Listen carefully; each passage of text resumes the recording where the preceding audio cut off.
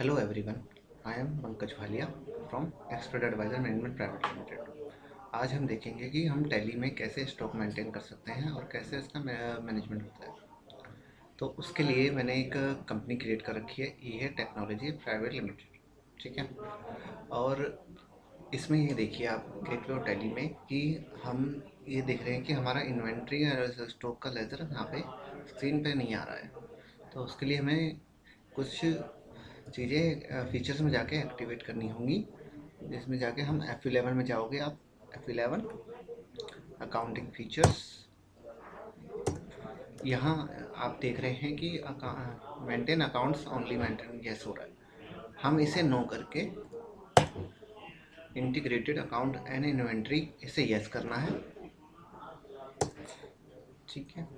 उसके बाद में एंटर करते हुए इसे सेव कर देना है। उसके बाद में इन्वेंट्री फीचर्स में जाएंगे, इसे एंटर कीजिएंगे। इसके बाद हमें परचेज ऑर्डर को इसे यस रखना है, जो कि हमें यहाँ से पहले से ही है, और सेल ऑर्डर को भी हमें यस रखना है। ठीक है। सेल। इसके बाद में हमें कंपनी की डिटेल्स डालनी होगी, स्टैट्यूटरी रिपोर्ट की, टैक्सेशन की। एंटर कीजिएंगे, यस। आप देख रहे हैं कि हमने पहले से ही फिल कर रखी है यहाँ पे डिटेल्स। अपनी हरियाणा का जीएसटी नंबर है, रेगुलर है, और मंथली रिटर्न का हमने चूज़ कर रखा है। तो इसे भी हम सेव कर देंगे। एंटर करते हैं, हम बाहर आ जाएंगे। ठीक है। अब आप देख रहे हो कि हमारे सामने ये स्टॉक समरी का भी कॉलम आ गया और ऑर्डर वाउचर का भी। इससे पहले ये हमारे सामने नहीं आ रहा था। ठीक है। अब हम इसमें स्टॉक कैसे मेंटेन करेंगे, उसके लिए हम एक पहले ट्रांजेक्शन करेंगे।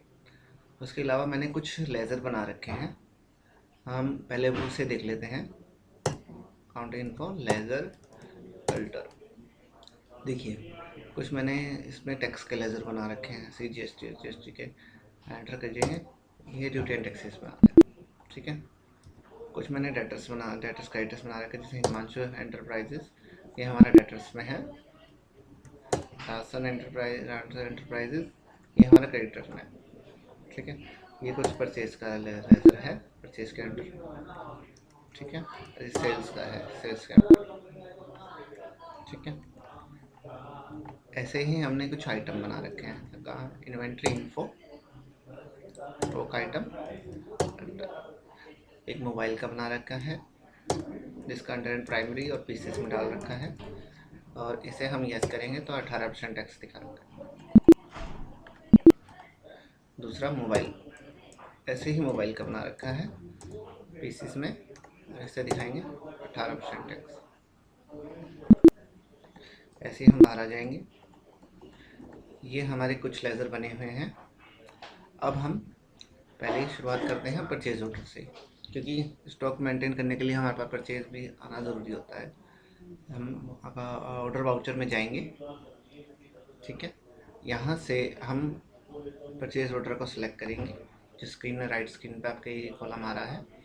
उसके बाद में हमने राशन से, सपोज करो राशन से हमने ये order number purchase 18% GST, laptop purchase किया, ऑर्डर दिया 10 लैपटॉप का, रेट 30,000।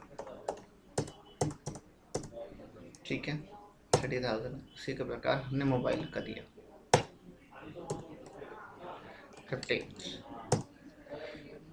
12,000। ठीक है। उसके बाद में हम टैक्स का लेज़र सेलेक्ट करेंगे, फिर CGST करेंगे। ये हमारा ऑर्डर वाउचर टैली में एंटर हो गया। अब दोस्तों इसमें क्या है कि इसके अगेंस्ट में हमें सीधा या तो इनवॉइस भी मिल सकता है, या फिर हमारे इसे रिसिप्ट नोट भी आता है। रिसिप्ट नोट के साथ में भी ये हमें इनवॉइस भी मिल सकता है। तो हम क्या देखेंगे, अभी तो हम स्टॉक समरी में जाएंगे। अभी तो हमारे सामने कोई भी स्टॉक नहीं आ रहा, तो हम इसकी स्टॉक की एंट्री इन्वेंट्री वाउचर में जाके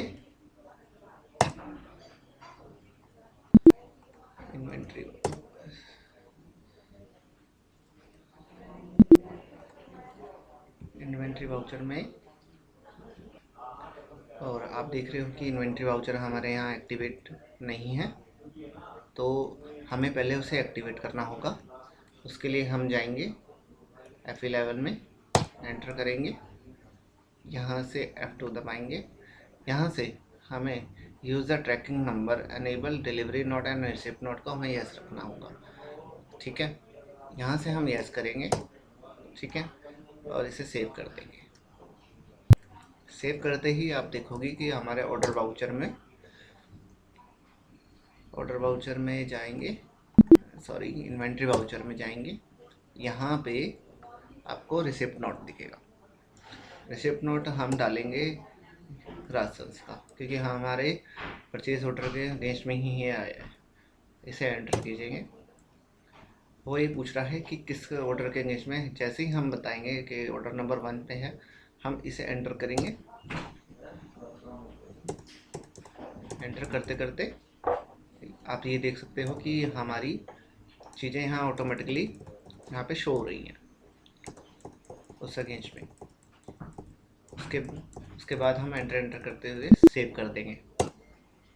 सेव करने के बाद अब हम गेटवे टेली में आएंगे और स्टॉक समरी देखेंगे। जैसा कि आप देख रहे हो, हमारा अभी तक परचेज वाउचर नहीं आया है, परचेज का इनवॉइस नहीं आया, फिर भी हमारी क्वांटिटी हमारे सिस्टम में शो कर रही है, क्योंकि रिसिप्ट नोट के अगेंस्ट में हमें क्वांटिटी हमारी रिसीव हो गई है। मगर आप जैसे ही पेंडल पे देखोगे कि आपका परचेज के अंडर ये नहीं आएगा, क्योंकि आपको ये बताएगा कि परचेज बिल टू बी कम, तो हमारा परचेज बिल भी आना पेंडिंग है, ये आपको पेंडल में शो करेगा। ठीक है, और नेट प्रॉफिट पे भी आपका कोई इफेक्ट नहीं पड़ेगा।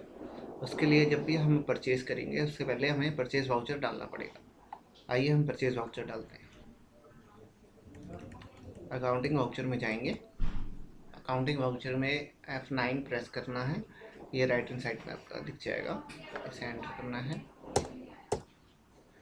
ऐसे ही राशन से हमारा परचेज आया, वो पूछ रहा है किस रिसिप्ट नोट के अगेंस्ट में है, तो हम दिखा देंगे 1। एंटर करते हुए इसे हम सेव कर देंगे। देखिए, जैसा कि आप देख रहे हो कि सारी चीज़ें ऑटोमेटिकली इसमें उठ गई हैं।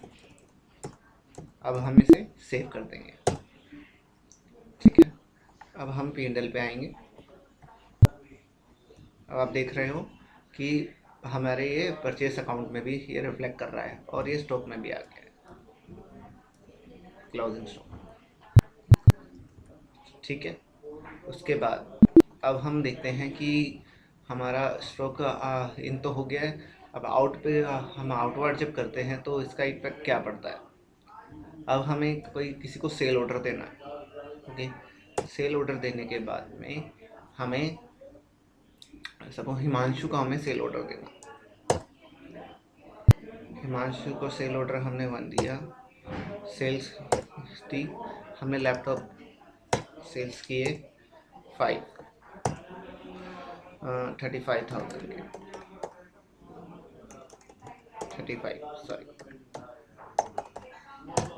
35,000 के हमने लैपटॉप सेल किए। ऐसे ही मोबाइल हमने सेल किए। मोबाइल हमने करे 15,000 की रेंज के। 15,000 की रेंज करते ही हमें टैक्स लगाना है, SGST।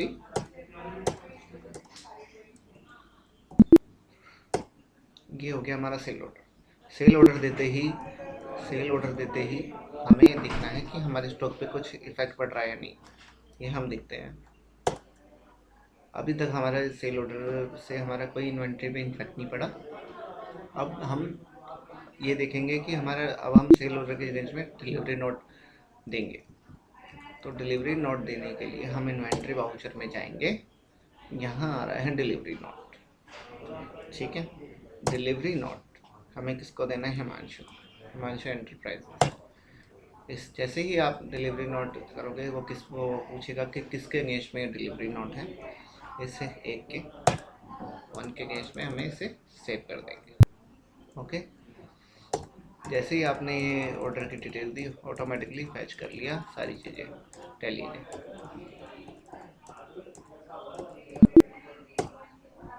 ठीक है, अब डिलीवरी नोट हो गया, उसके एंगेज में हमें फिर सेल्स वाउचिंग भी डालनी होगी, ताकि हमें पता चले हमारी इन्वेंट्री इफेक्ट कर रही है नहीं कर रही है। तो हम वाउचिंग में जाएंगे, वाउचिंग में हम सेल्स सेलेक्ट करेंगे। सेल्स सेलेक्ट करने के बाद में हमें चुनना है किसको हमने सेल करी, हिमांशु एंटरप्राइजेस। ये और डिलीवरी नोट के अगेंस्ट में पूछ रहा है, तो हमने 1 दिखाना है। एंड ऑफ लिस्ट एंटर करते हुए हम इसे चीज़ को सेव कर देंगे। सेव करते ही ये सारी चीज़ें ऑटोमेटिकली फैच कर दिया।